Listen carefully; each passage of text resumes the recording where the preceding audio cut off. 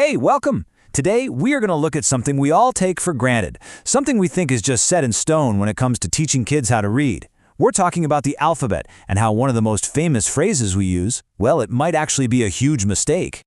I know. That question sounds a little wild, right? I mean, A is for apple is everywhere.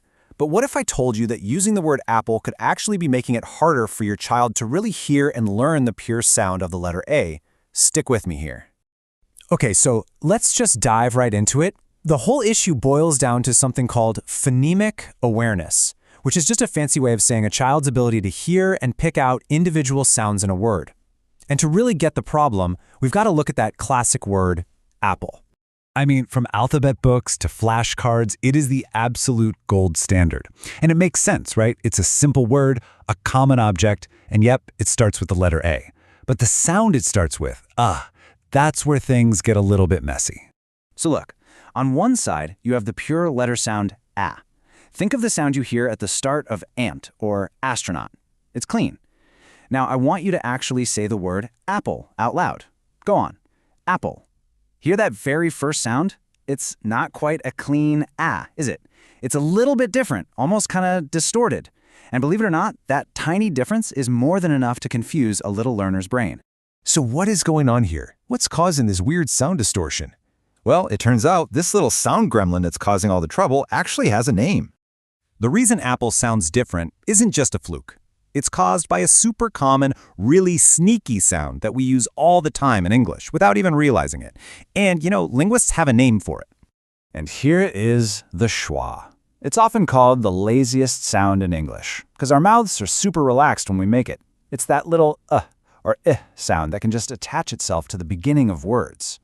In the word apple, it's that subtle sound that happens right before the pure A sound, and it just muddies the water for a kid who's trying to learn one single pure sound. So, if apple is out, what's the fix? Well, the answer is all about being way more intentional with the words we pick to teach these super important foundational sounds. The whole goal is to use what are called anchor words. Think about it. These are words that begin with a clean, pure, totally unmistakable letter sound.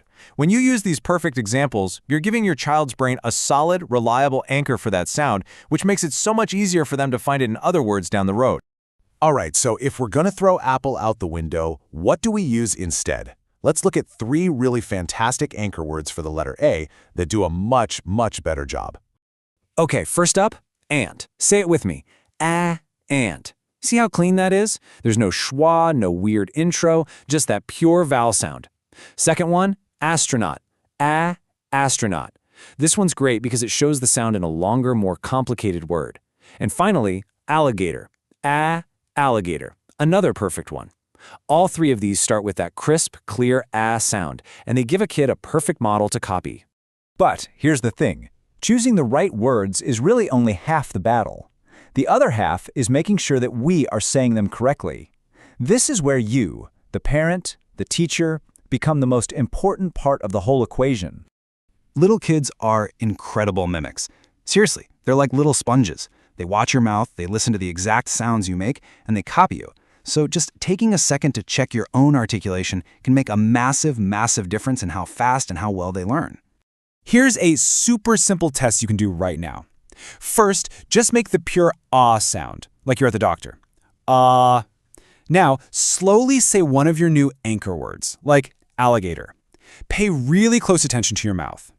The shape your mouth makes for that pure ah sound should be the exact same shape it makes when you start the word alligator. If it changes, even a little bit, you might be accidentally adding a schwa sound yourself. So let's just wrap this up. The biggest takeaway here is this: that sneaky little schwa sound in words like apple can create a totally unnecessary roadblock for kids. The solution? Use clean anchor words that model the pure sound perfectly. And finally, maybe the most powerful thing you can do is just check your own articulation to make sure you're giving them the clearest example to follow. And of course, this whole idea doesn't just apply to the letter A. If you want a full chart with the best anchor words for every single letter of the alphabet, and just as important, which common words to avoid, you can download the Pure Sound Anchor Chart for free. Just use the link you see right there. And that leaves us with one last thing to think about. A is not the only letter that has this issue. So which other letters do you think have a really common anchor word that's actually being distorted by that sneaky schwa sound? The answer might really surprise you.